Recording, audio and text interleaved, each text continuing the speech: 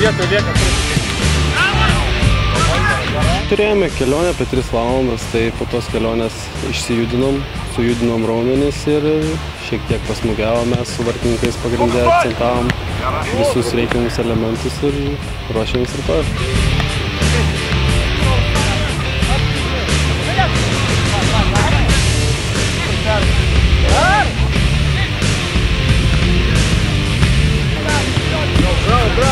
Turime gerą vartininkų trenerį, šalia turiu dar 2 gerus vartininkus, su kuriais lengva tobulėti ir draugišką komandą, gerą kolektyvą, kuris veda link gerų rezultatų.